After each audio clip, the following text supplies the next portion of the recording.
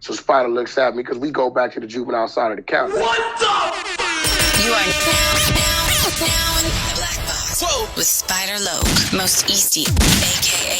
BJ Keyway, and the Google Gang. Let's go! Listen. Gratitude is the attitude. Show is a blessing. To be back in the Black Box. Black Box. Relax, roll up as we randomly react to content in these YouTube streets. Yeah. It's time for R&R. Smack with that hustle. Big shout out to my SPI, Spotter Low. You know, I'm in the Black Box. Had to come through, tap in, show love one time. Yeah, y'all make sure y'all subscribe. Stay tuned. All that. SPI Easty, 7 C's, 3 G's, and point and shoot. If I had to pick a white guy in the space, I would say point and shoot is my white guy. That means, you know, the options are Lush, Vladimir22, Vladimir himself, Trap Laura Ross.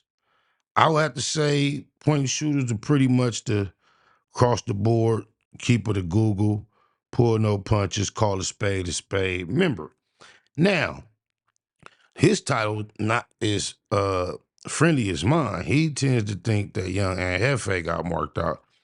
Now, I'm like, damn, where you get that from?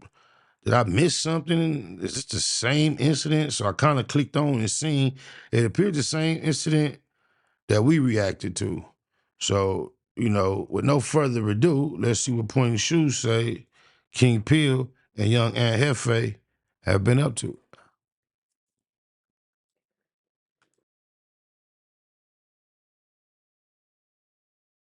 All right, so for this video, I want to talk to you guys about this young Aunt Hefe versus King Pill situation, because I believe that I may have gotten it all wrong in my previous video where I determined that young Aunt Hefe marked out King Pill. And so I'm hoping to install the necessary corrections here so that we can get this thing straightened out, because no one marked out King Pill that day. If anyone got marked out, it was Aunt Hefe that got marked out, not King Pill. What? So this is what I want to show you guys. I want to show you guys new evidence in this investigation. And I want to start with the first clip. This is going to be young Aunt Hefe.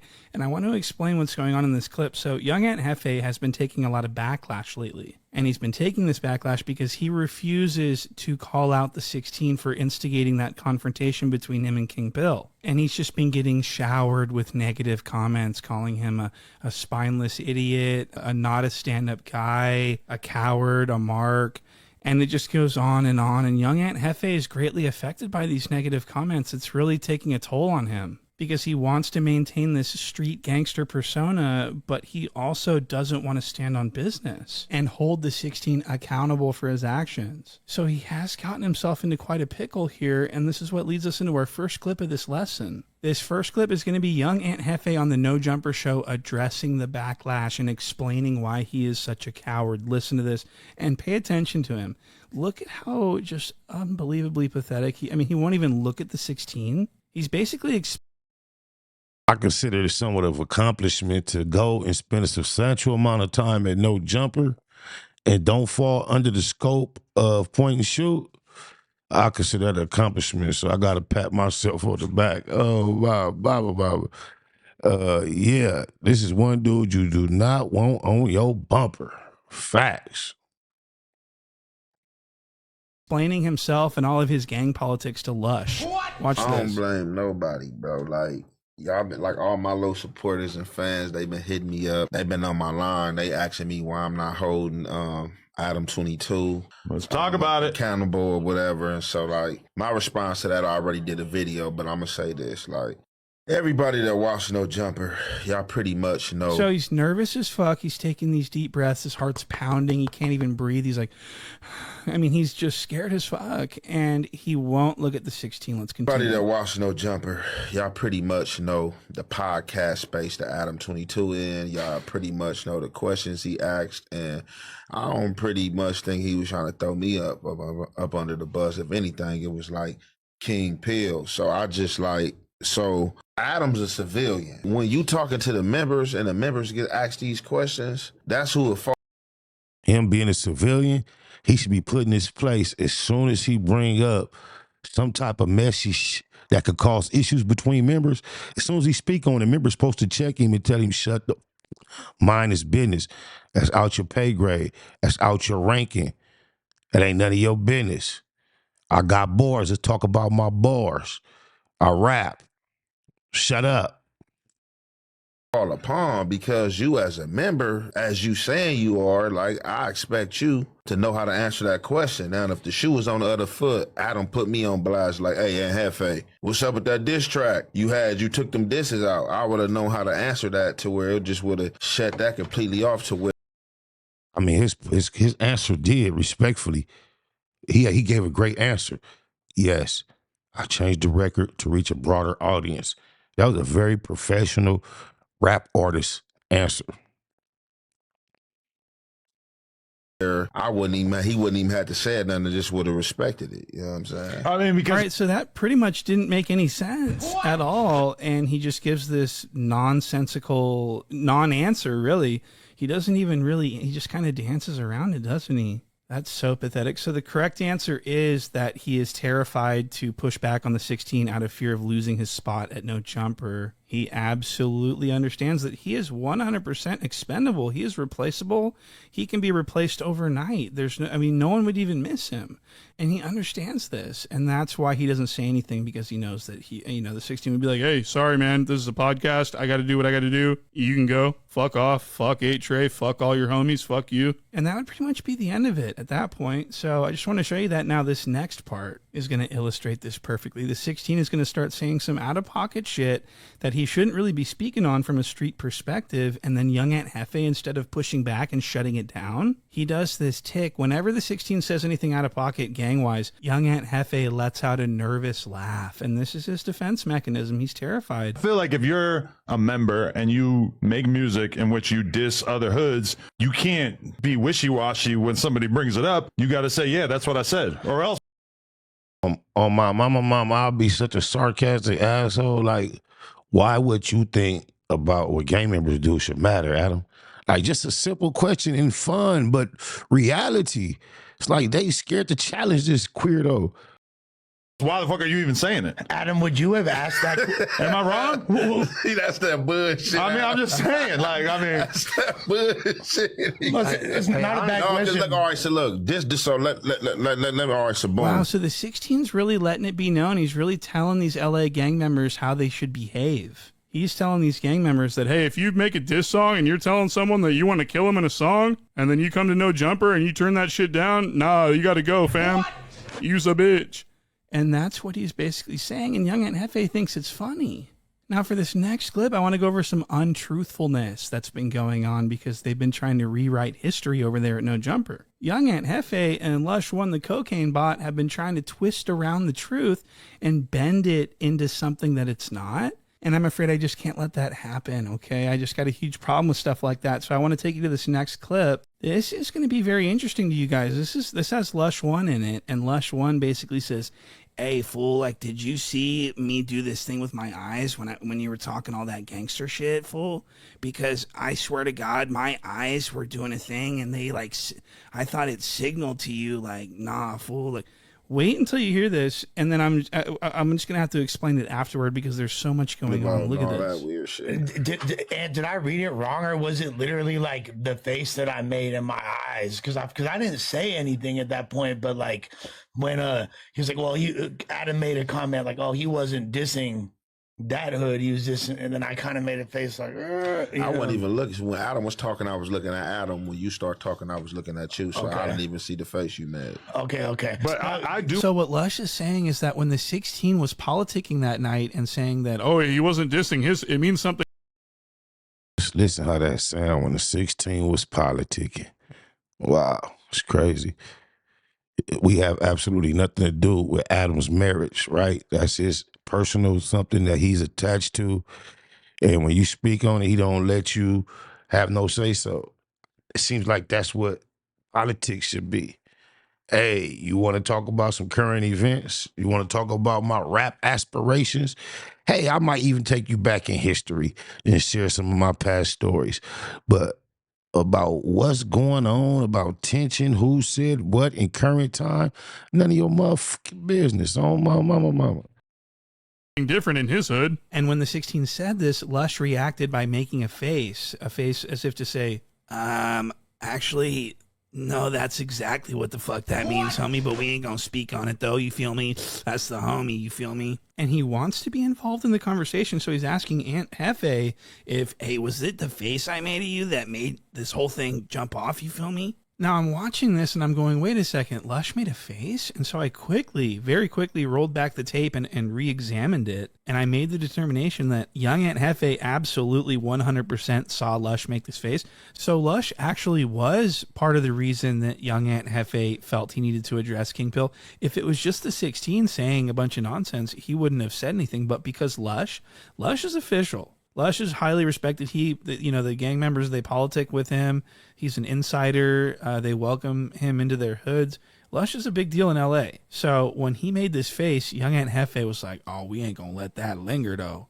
And he began to address. So Lush is involved in this provocation, and I'd like to show you the clip right now. Look at this. This is Lush making the face. I know. And his version of that word means something else.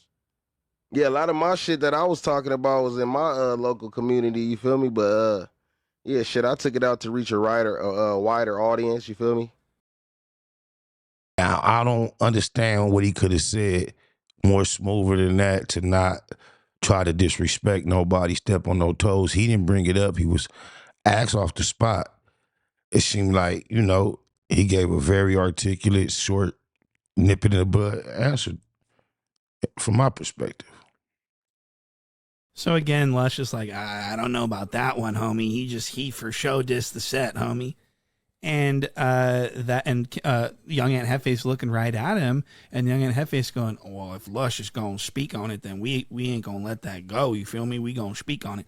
So that's crazy. And he absolutely saw Lush make the face. This face that Lush made was a major reason for young Aunt Hefe to confront King Pill. And it's obvious. I mean, let's look at the tape again. Look at young Aunt Hefe looking at Lush making the face. And his version of that word means something else. Yeah, a lot of my shit that I was talking about was in my local community, you feel me? But so not only did young Aunt Hefe see Lush make this face, but he gazed deep into his eyes when he made the face. So why would he lie to us? Why would young Aunt Hefe lie and say, I wasn't really looking at you? Maybe he ain't lying, Point Shoe. Maybe he forgot that he saw his face. Give him the benefit of the doubt. I was looking at Adam when you were speaking. Why would you tell us that lie? You didn't even need to lie about that. You could have easily said, man, I don't even know. That shit was like a long time ago. You feel me? You could have said something else besides just making up this entire lie about how you for sure didn't see him. That's so disrespectful for you to lie to us and make us feel so uncomfortable and violated for being lied to by a new host. I'm sorry, but I just had to point that out. So I'd like to go to this next little piece. I had a major problem with this. This is going to be young Aunt Hefe misrepresenting material facts. This is the rewriting of the history that I was talking about. This is going to be young Aunt Hefe telling a completely different story than what actually happened. What young Aunt Hefe is going to say is that he asked King Pill specifically, what we on though? Meaning, what do you want to do about this little kerfuffle? Would you like to squabble? Would you like to back down from me? Which option are you going to go with? And that King Pill sort of backed down from him. And I'm not going to lie, this is what it looked like at first glance. But after further review, I've discovered that young Aunt Hefe, not only did he not mark out King Pill, he actually got marked out. What? And I'm going to show you what I'm talking about in this next clip. Look at this clip. Look at young Aunt Hefe. Look, his eyes are darting away. Every time King Pill looks at him, his eyes dart away. He's scared. He won't look at him in the face. And when he says, what we on though, he's looking away. He ain't mark him out. But I could tell he's uncomfortable. He's on camera, and he don't know how far he's supposed to go with any particular situation because he on camera. So he going to tolerate more than probably he would tolerate off camera, but I don't think he really know exactly where he supposed to, draw the line or where the border, what the boundaries are supposed to be. It's a new thing, but he ain't get marked out, though. That's a little too much. Away from King Pill at the room. Clarify. As if to say, what's the next topic? What's the next video that we're going to react to? So King Pill's very confused. He's like, wait a second, is he talking to me? Like, what the fuck's going on? And then young Aunt Hefe goes on to the No Jumper show and misrepresents this and says that he basically fully called out King Pill, and King Pill backed down from him and was unwilling to participate in any type of confrontation. I mean, this is a huge lie, right? I mean, what the fuck? Like, you know what I'm saying? Like, we got past that. Look, once I said what we on, Clarify. What we on, though? That was that, and like what we on, I'd take that out and I was calling him out. What we on, I set that out there to say either we can get to it or we can leave this subject alone. So he wants to tell the truth, but he can't because he's afraid. But he starts out by saying like he didn't mean it as he was calling anyone out, which is true. But then he follows it up with describing exactly what a call out is by saying, I just wanted to see if you wanted to fight over what we were talking about. What? So he's actually saying, yes, I did challenge him. And I did call him out, and he did turn me down. So my thing is, Adam22, the agent provocateur of the Fed quarters, is the one who brought all this up. King Pill ain't never positioned himself like he wanted no smoke with Ant at this particular juncture. He was like so uncomfortable that Vladimir brought that up, and he tried his best to like, you know, say something that would be acceptable. And like how this screen is paused though, he was having that little look down like he wasn't finna be buzzed up or he wasn't going to get marked out. He did hold that posture. He stayed calm with it, but he stayed pretty like neutral as to like let Ant know, hey, I wasn't trying to start nothing, but he didn't tuck his tail either. Not at all. he did get marked out. So he's claiming that he marked him out but he's trying to tell it he's trying to. Like a lot of people would say that look he was holding on right there was trying to like, let me get back to it. Describing exactly what a call out is by saying. A lot of people would say, watch how he was holding his look. Now this might be just a pause screen. Cause let's see how he looking. It looked like he trying to really perhaps peep what this energy is about, where it might go from here more so than, and I don't know if it's just the natural way they sitting, he like kind of ain't got a turn twist to kind of get his face, you see what I'm saying? And all he got to do is look forward down, and he got it, but like right there, see how he like, it seemed like he's more seeking eye contact but he is at a more comfortable position to be directed toward a natural eye contact position too. I don't know. Point Shoot got me overanalyzing this shit. I hadn't thought about this shit since it happened. Oh my mama. Yeah, man, people know who I was talking to. Like, it ain't all you was talking to the room. No, I would have been like, what subject or topic we on? I was talking to him when I said, what we on? He said, what we on? I said, explosive. Yeah, his booty. Like, yeah. For sure. Wow. So I've got a problem with pretty much everything that he just said. And you'll see why in a second. I'm going to play you this clip of what actually happened that day. Look at this.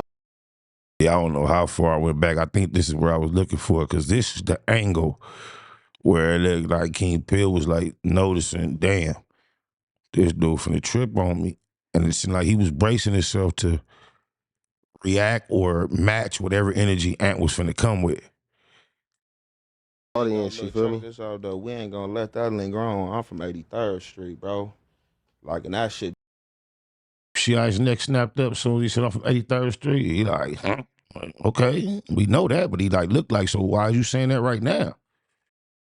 This the set, you feel me? Like, I know where he from on the set, and I don't play into the little fake politics. He ain't dissing A Trey on the set. Period. I'm not. Oh, so he definitely not talking to King Pill at this moment. He's saying he not. So he got to be talking to Agent 22 who brought it up, and he putting it on the set. He's serious about what he's saying. So I would assume this energy is directed toward Vladimir for suggesting that might have something to do with his set.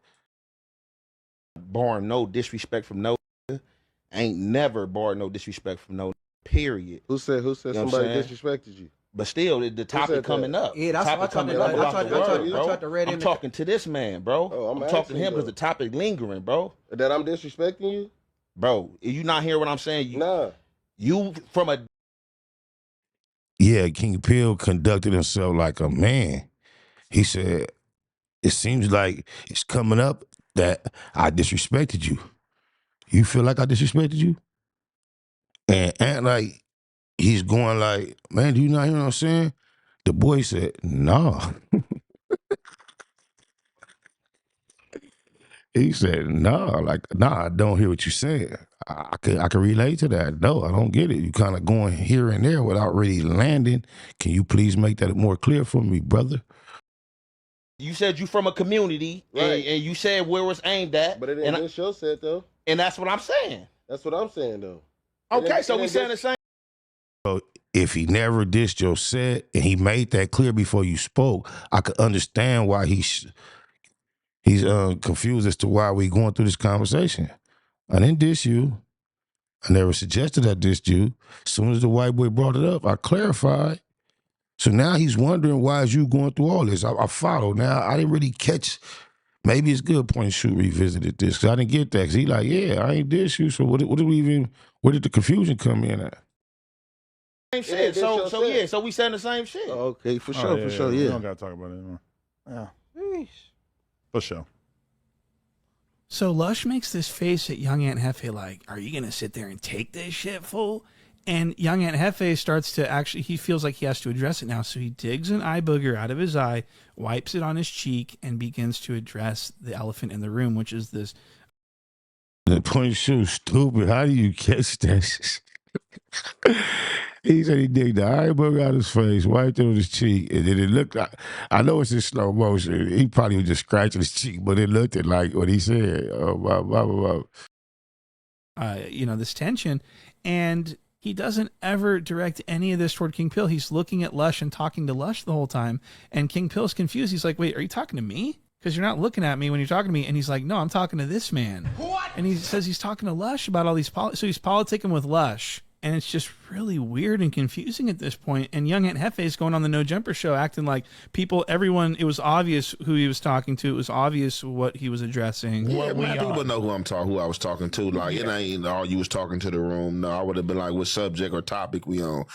I was talking to him when I said, what we on? It wasn't obvious at all. This was the most skittish, most standoffish, most frightened situation I've ever seen in a while. So that's pretty much what happened. And I would just like to say that when King Pill very confidently turned to Young Aunt Hefe and attempted to look him in the eyes and say, are you talking about me right now? And when Young Aunt Hefe turned that down and said, no, I'm talking to this man. I'm sorry, but that's actually a mark out. What? That's getting marked out way more so than what we thought King Pill got marked out. King Pill was chilling. Young Aunt Hefe was the one picking his boogers and wiping them on his face, acting all nervous and skittish and weird. King Pill was as cool as a cucumber on a warm summer's eve. Now, this next clip is going to be very strange. You guys are going to think this is very interesting. This is going to be Young Aunt Hefe telling a story of what happened after the show ended. This is a very bizarre and, just listen to the story. I'm just going to play the clip. Look at this. And them was like teenage years and shit. When you walked out of the podcast that day, though, there was no real lingering tension. Everything Hell no, was he chill, walked, man, on gangster. He walked right behind me. Look, he was walking behind me. I got up first. He got up behind me. He said he got to use the bathroom the whole way. I don't walk fast. He was walking behind me the whole time, walking behind me till we got up here to where the bathroom was at. And he was like, hey, Aunt, you got to use the bathroom? I'm like, nah, I'm out of here. He was like, all right, for sure, bro. I'm about to use the bathroom. And shit, we exited out of here and left. Yeah. Okay, so why did you tell us that story? What? You literally just told us absolutely nothing. So he walked behind you briefly. Wow. Cool story. You know, you don't need to tell a whole story about something like that. And he's doing his fingers, like the play-by-play with his fingers, like little finger people. This ain't no mark out. This is Nias coming up here, being on camera, trying to take advantage of his visibility and behave themselves correctly. And it would be easily done if they didn't have the Creed Knacker, Adam22, making it uncomfortable and got dudes on edge. And I know the pressure that's on Cuz. I see what's going on. It ain't no Buster shit in it, but it look confusing because it's an element in the conversation that is unnatural. The Paru and the Kiwi wouldn't have had no problem if Vladimir didn't say that. I bet you on my mama. he's using his fingers to demonstrate what it looked like when they were walking, and it's supposed to be one person walking in front of another, but what he's doing with his fingers doesn't make any sense at all. What? He's very nervous, and he's filled with deception. And so I just wanted to point all this stuff out for you. From jail to streets to the studios, Damus and Keyways know how to interact and be respectful. What we usually don't have is a white boy who don't know what the fuck is going on in the middle of the get down, instigating shit and starting shit. That's the element. That's throwing everything off. Niggas being kicking cack, being bull, and things of that nature. Oh, my mama. West Side Connection. Ain't nothing new. Guys, that was just a very disagreeable story that I thought needed to be included. So thank you guys for sticking around, and make sure to check out the Patreon. And thank you guys who are subscribed, of course. And I'll see you on the next one. Oh yeah. 97 ways we gon' live it. You can tell me shit about my crippin'. I've been a loco, my living.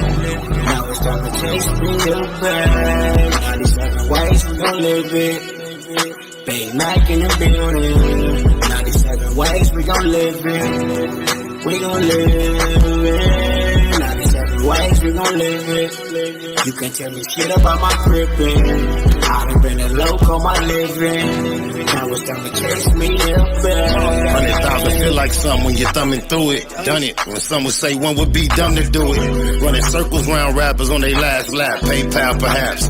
Ass cap the cash app. Ass app is how I expect the next direct deposit. Positivity, love, phone posit, check the closet. To say we touching paper is an understatement. Underground label running late, tell them run the payment. Executive decisions, check the balance. Time to monetize the talents, I accept the challenge. Memory a crazy tune, 111 days. Local for my days, 97 ways. 97 ways we gon' live it. You can tell me shit about my crippin'. I've been a loco, my living. Now it's time to chase me a bag. 97 ways we gon' live it. Big Mac in the building. 97 ways we gon' live it. We gon' live it. 97 ways we gon' live it. You can tell me shit about my crippin'. I've been a loco, my living. Now it's time to chase me up back. Unable to fake it, fuck how they take it. Heard about the meeting, I was able to make it. Just sick of watching Sherm heads squabble each other while the judge steady handing out lottery numbers. It go down year round, ain't gotta be summer. Life's a bitch and niggas never get apologies from her. Dumber, big and little homies frequently locking. Don't see no other options, that's the reason they flocking. SPI ain't the nigga, how you figure fat? Gift the gab, every gig get a bigger bag. Either name your price or it's appropriation. Finesse game, nigga, nice with negotiations. 97 ways we gon' live it. You can tell me shit about my crippin'. I've been a loco, my living. Now it's time to chase me a bag. 97 ways we gon' live it. Big Mac in the building. 97 ways we gon' live it. Nigga Net Hustle. Big shout out to my nigga SPI, Spotter Low. You know I'm in the black box, had to come through, tap in, show love one time. Yeah, y'all make sure y'all subscribe. Stay tuned, all that. It's the homie cook-up boss, goddammit, Cub Low. And y'all tuning in to the Wake and Bake Show with goddammit the homeboy Spider Low. Me with SPI, the realest nigga in LA. Spider this bitch! My nigga Spider Low. Spider Low, nigga. Spider Low. It's Spider Low. Spider Low. Spider Low. Spider Low. So Spider looks at me because we go back to the juvenile side of the county. What the fuck? Nigga. Spider Low. Spider Low. Shout out to SPI, that motherfucking nigga. Spider Low, Wake and Bake. Better keep it Google, nigga. Loke is in LA somewhere doing what he's doing. In the words of Spider Loke on my mama's mama. Spider Loke's gear. This is Bay Mac. Neighborhood, C-Mac. Shout out my Loke, Spider Loke, huh? Neighborhood, on hood. It's a beautiful world. You fight me? Fight, crib.